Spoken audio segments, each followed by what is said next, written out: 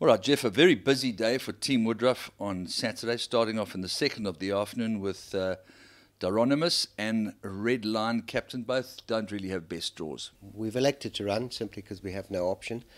Going to be difficult for both of them. I do think, though, that certainly watching them at home, they've both improved quite dramatically on their in their work physically, and they really do look set to make some good improvement. Obviously, you're going to need a lot of luck in the running from those draws, but they are up to running a place, either one of them, and they can't just be dismissed lightly. As we move on to the first leg of the place accumulator, we're both Flaming Hot and Insignius are the rides of Francois Herald and Marco van Rensburg. Yeah, Flaming Hot, she's been quite troublesome at the gates, but I think we've got her sorted out. But she's liable to need this run. I've battled actually with her blood count, and just a number of things with her. She was a virusy filly, didn't seem to want to come right, but she's got to make a start here. But I don't see her finishing in the money, not this time. She will in time, but not yet. Insignis, very good first run. Actually, a better run than maybe the form suggests, because she got cleaned up quite badly at the Val. She would have most likely run into the places there, running on very strongly. Bred for this trip, I think she's a good runner. And then on to the first leg of the pick six, where you've got horse number 8, Black Biscuit, the mount of Francois Herald, and Distant Call, the mount of Marco.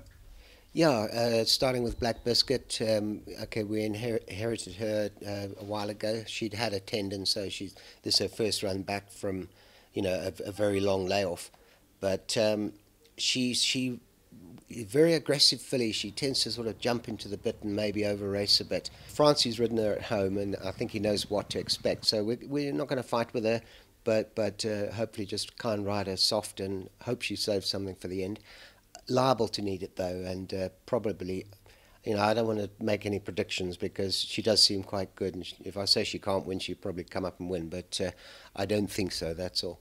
Distant Call, yeah, she had a bit of a bad back. She had a bout of virus, so she obviously has been off for a while. I thought her maiden win was pretty good, and I see some form came out of that race. 1160, I think she's pretty competitive over 1160, although we feel that she's probably going to get further in time. More of a run to bring her back, but I think with a lightish weight, not to be ignored. She's pretty decent. Yeah, look, I was thinking that these pinnacle plates, one's got to look at the opposition and kind of wonder where they are in their preparation. And if this is a come-on run, and remember we've been compromised a bit at work with the heavy rains that we've had recently. So I'm sure both Michael and Sean are using these, it as a come-on run for bigger things. But you can never take away a good horse.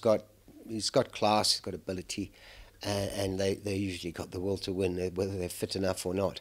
So we're going in there with a couple of pretty fit horses, and they both come off good runs, good wins, but a massive step up in class, and we're not oblivious to that. So if they're going to do something in the future, in feature races, they'll need to feature at least. I would say sort of hopefully in the places somewhere, off a lightweight.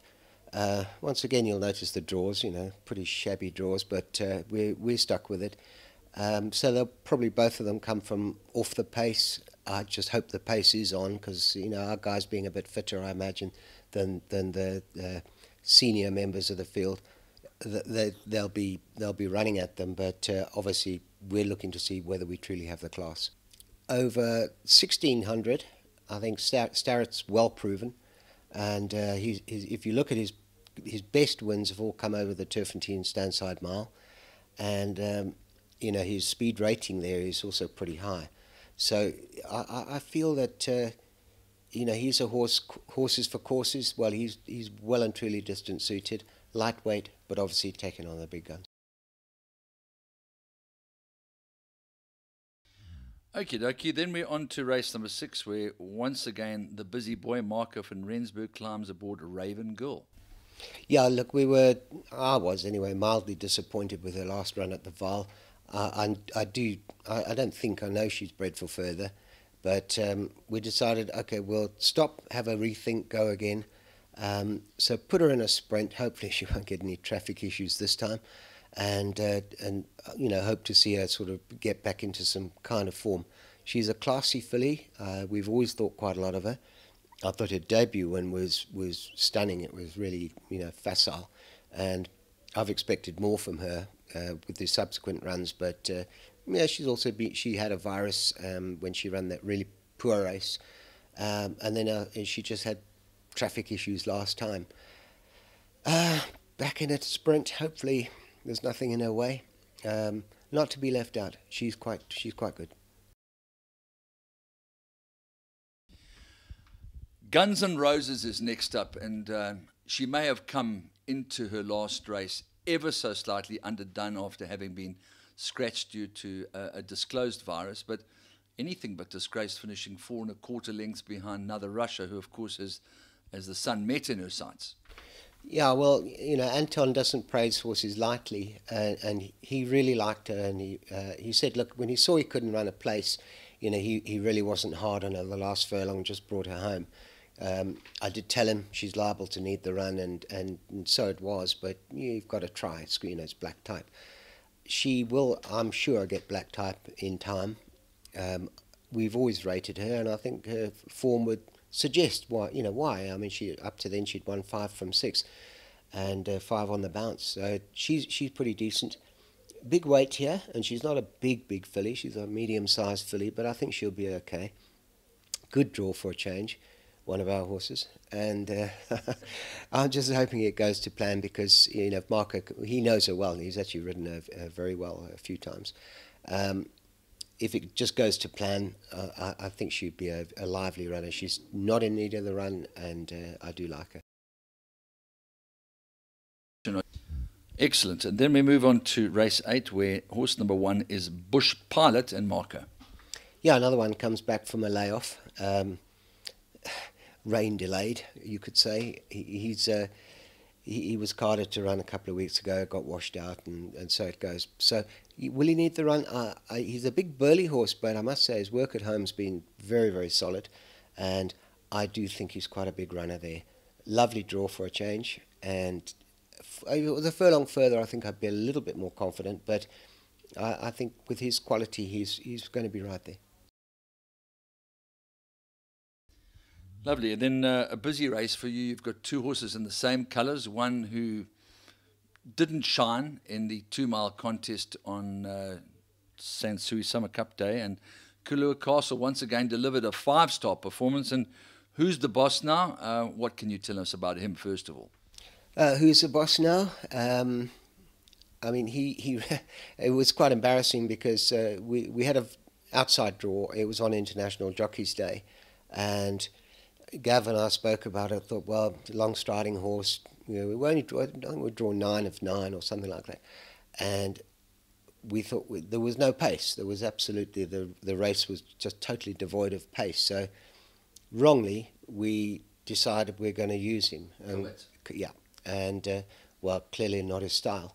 The fact that he was examined post-race, well, he only got beaten 3.5 lengths, as it happens, and he did have top weight that day. So it wasn't such a bad run it wasn't such a poor performance as maybe everybody made it out to be. It was embarrassing, I must tell you, because I fancied him to win. This time around, obviously, we'll ride him much more conservatively. That's obviously the way he wants to be ridden, needs to be ridden. Work is superb. It always is, though, because he's one of those horses. He's very demonstrative at the track, and he'll do as much work as you let him do. He just loves to work. Living up to his name. He's a fit boy, and I think he's a big runner there.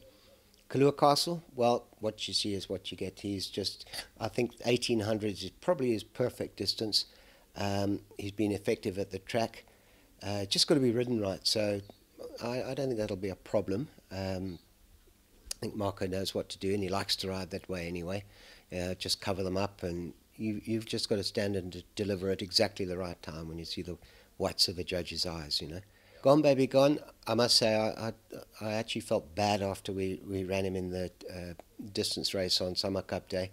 clearly was too far for him. Maybe not in Cape Town, but I'm not in Durban even. I'm not sure how genuine the paces are in those races there. When you get in a stayers race up here, they've got to stay. Otherwise, what happens to him happens. You know, they just trail him. Well, look what happened to the Natal horse. Yeah, well, it's the same story. But he's a lovely horse. His run prior to that gave me a lot of encouragement. I thought he needed it at the Vaal. He ran a very good second to Unagi, I think it was. Yeah. And I thought it was a great run. And he looked well and he ran well. And he definitely did need that run. We weren't happy with his blood counts. I just told Chase to ride him that day as though he may run out of petrol. So just, save him, and try and run at them at the end. It was a good second. The three boys, actually, I hope one of them can do something for us, but I couldn't really pick between them. Okay, well, now we move on to the 10th and final race on the card. Horse number 6 is Detonation with Francie Herald, and Marco climbs aboard Starpath, and I would think both lively contestants. Yeah, I would lean towards Starpath because I know he's a lot fitter. Fitter. He obviously raced a lot more recently than Detonation. He was another one that didn't get to race because of the weather. Starpath is very fit. I think he's a talented little horse. It's got to go perfectly for him though.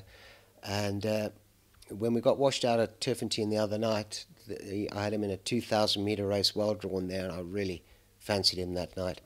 1,800 now. Okay, reasonably well drawn again, which is nice. So, but Mark has obviously got to learn to got to understand him, and same applies with him. You just when you hit the front, you've got to be very close to the post. So obviously that's what we'll try and do with him. Detonation. Okay, he's not. I don't think he's unfit, but he may just come up slightly short of a run, but probably he's quite a talented boy, and I think he could find the money here.